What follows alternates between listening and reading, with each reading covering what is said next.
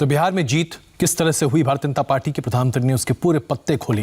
लेकिन इसके साथ साथ अपने इस संबोधन में प्रधानमंत्री ने पश्चिम बंगाल का जिक्र न करते हुए भी दरअसल स्पष्ट तौर से कहा कि कुछ एक राज्य ऐसे हैं जहां भारतीय जनता पार्टी के कार्यकर्ताओं की हत्याएं की जा रही हैं। उन राज्यों को चेतावनी प्रधानमंत्री नरेंद्र मोदी ने एक भारतीय जनता पार्टी के नेता के तौर पर दी। क्या मतलब है इसका, आइए सीधे बात करते हैं। कैलाश विजयवर्गीय जी इस वक्त हमारे साथ मौजूद हैं, भारतीय जनता पार्टी के महासचिव और पश्चिम बंगाल के प्रभारी। कैलाश जी, इंडिया टीवी पर बहुत स्वागत है आपका।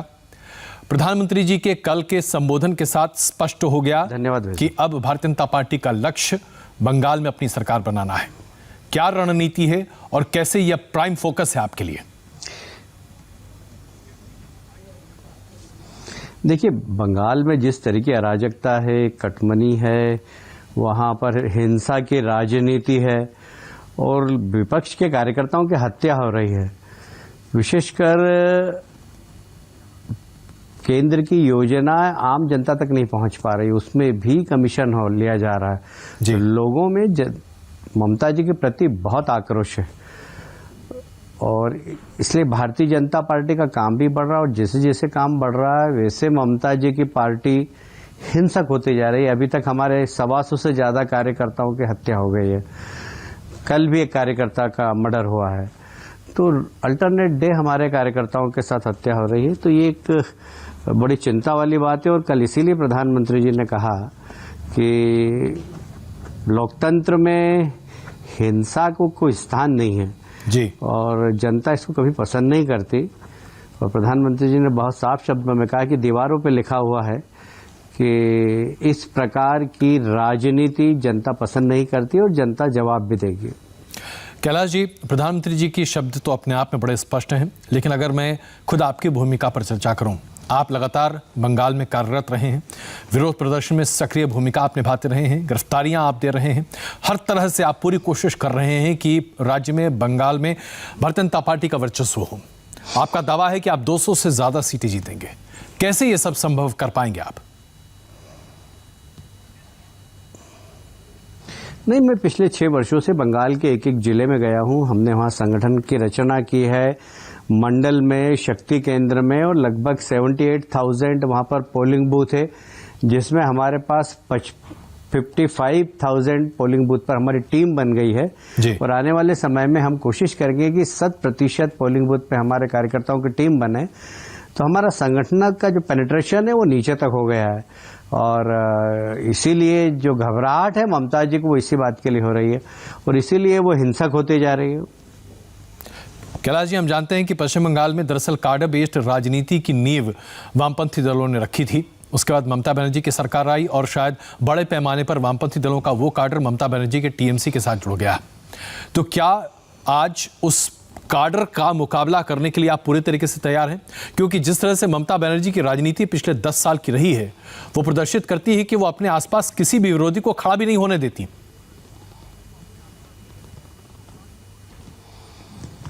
देखिए, तानाशाही की राजनीति हमारे देश में, हमारे देश की डेमोक्रेसी में बिल्कुल स्थान नहीं रखती है और मैं समझता हूं कि जनता को इसीलिए अब नफरत सी हो रही ममता जी से। अभी ममता जी ने बहुत सारी सभाएं की, हमने देखा कि उनकी सभाओं में भीड़ ही नहीं आ रही और हमारी सभाओं में हजारों लाखों की संख्या में भीड़ आ रही और ये घबराहट पैदा कर रही है ममता जी की। ममता जी की पार्टी नहीं, ममता जी की पार्टी के बहुत सारे लोग अब पार्टी छोड़ना चाहते हैं। तो ऐसे में क्या हम इस बात को सही माने कि ममता बनर्जी के 3 मंत्री फिलहाल आपसे संपर्क साधे हुए हैं और उनमें से एक शुभेंदु अधिकारी हैं जो आपके संपर्क में हैं? क्योंकि आपने 2019 के लोकसभा के चुनाव के पहले भी कई टीएमसी के नेताओं को बीजेपी में शामिल करवाया था। देखिए, ममता जी अपने भतीजे को एस्टेब्लिश करना चाहती है और भतीजे इस लायक नहीं है कि वो नेता बन सकें और इसीलिए अपनी पार्टी के बड़े बड़े नेताओं को इग्नोर करना उन्होंने चालू कर दिया और इसलिए उनकी पार्टी के ही बहुत सारे बड़े नेता वहां पर घुटन महसूस कर रहे हैं। अभी हमारे संपर्क में तो नहीं है जी, पर मुझे लगता है कि पार्टी में बड़ी टूट होगी और हम देखेंगे उसमें जो अच्छे लोग होंगे यदि आना चाहेंगे जी। तो हम उस पर विचार कर सकते हैं, पर अभी हमारा किसी से संपर्क नहीं है। कैलाश जी, डेरेक ओब्रायन से जब भी मेरी बातचीत होती है वो ये कहते हैं कि दरअसल प्रलोभन की राजनीति में भारतीय जनता पार्टी बहुत माहिर है और टीएमसी के लोगों को प्रलोभित करके आप अपनी तरफ करते हैं। और दरअसल भारतीय जनता पार्टी वो गंगा है जिसमें चाहे कितना भी प्रदूषित कोई व्यक्ति क्यों ना हो, वहां सब कोई आकर पवित्र हो जाता है, डेरेक ओब्रायन का कहना है। देखिए, प्रलोभन हमारे पास बंगाल में देने के लिए तो कुछ भी नहीं है। बंगाल में तो हम हमारे कार्यकर्ता बम का सामना कर रहे हैं, गोलियों का सामना कर रहे हैं, तलवार का सामना कर रहे हैं, तो हमारे पास तो देने के लिए कुछ भी नहीं है। देने के लिए उनके पास है, उनके पास सत्ता है, गुंडे हैं, नौकरशाही का राजनीतिकरण है, अब तो नौकरशाही का अपराधीकरण भी हो गया है जी। तो सब कुछ उनके पास है। हमारे पास क्या है? हम तो कर रहे हैं, हमारे रोज कार्यकर्ताओं को एक एक करके हम खोते जा रहे हैं। दरअसल डेरेक का इशारा मुकुल रॉय की तरफ था कि शारदा स्कैम में उनका नाम सामने आने के बाद, जब से उन्होंने भारतीय जनता पार्टी ज्वाइन किया है, उसके बाद से कोई बातचीत नहीं हो रही है। शारदा स्कैम से दरअसल पूरे तरीके से उनके नाम को बाहर निकालने की कोशिशें की जा रही हैं। क्या ये बात सही है? देखिए, सीबीआई ने उनको पहले भी बुलाया और ज्वाइन करने के बाद भी बुलाया, और उनके पास जो जानकारी थी वो उन्होंने दी है, और उनकी जानकारी देने के बाद कुछ लोग टीएमसी के अब सीबीआई के शिकंजे में है जी। मुझे लगता है कि आने वाले समय में इसके परिणाम आपको दिखाई देंगे। कैलाश जी, आपने लगातार मेहनत की है, जैसा कि आप बता रहे हैं 6 साल से आप लगातार बंगाल में पूरी मेहनत के साथ लगे हुए हैं, और शायद उसका एक तरह से रुझान भी दिखा जब हमने लोकसभा के चुनाव में भारतीय जनता पार्टी की एक ज़बरदस्त बढ़त देखी। लेकिन अगर उन सभी सीटों को असेंबली सीट पर प्रोजेक्ट किया जाए तब भी आप 125 से 140 सीट से ज़्यादा जीतते हुए नहीं दिखते हैं, अगर मैं 2019 के जनादेश को सामने रखूं तो। इस संदर्भ में यह कहना कि आप 200 से ज़्यादा सीटें जीतेंगे, इसका आधार कैसे है? देखिए, आप सहित जितने भी चैनल हैं, जितने भी पत्रकार हैं जी, कोई हमारी बात नहीं मानता था कि हम 5, 6, 7, 8 से ज़्यादा जीतेंगे जी। हम 18 सीटों पर जीते हैं, और उसके बाद भी हमने संघर्ष किया, पोलिंग बूथ पे कब्जे हुए। हमारी 4 सीटों पर हम 5,000, 1,500, 6,000 ऐसे हारे हम। हमारी ताकत वहां पर उस समय से अब बड़ी है, और इसलिए मैं कह रहा हूं आपसे कि हमारा कॉन्फिडेंस भी बढ़ा है और जनता का भी कॉन्फिडेंस बढ़ा है कि भारतीय जनता पार्टी टीएमसी को हरा सकती है। तो इसलिए ये सारी बातें हमें सत्ता की ओर ले जा रही है, और जो कॉन्फिडेंस मेरा है कि हम 220 सीट जीतेंगे वो इसीलिए है। कैलाश जी, आपके ऊपर अभिषेक जी का बड़ा आरोप रहता है, और खास करके भारतीय जनता पार्टी के सभी वरिष्ठ नेताओं पर, कि आप विभाजनकारी राजनीति को आगे बढ़ाते हैं। एनआरसी और सीएए के मुद्दे पर आप ध्रुवीकरण की राजनीति करेंगे और ये ऐसा नहीं होने देंगे। क्या ये आरोप सही है? देखिए, मैं समझता हूं कि मुख्यमंत्री ममता जी थी जी। मुहर्रम और दुर्गा पूजा एक दिन आई, उन्होंने मुहर्रम के जुलूस निकलने के लिए दुर्गा पूजा का विसर्जन रोक दिया था। क्या ये विघटन वाली राजनीति नहीं थी? ये उनके प्रशासन की कमजोरी नहीं है?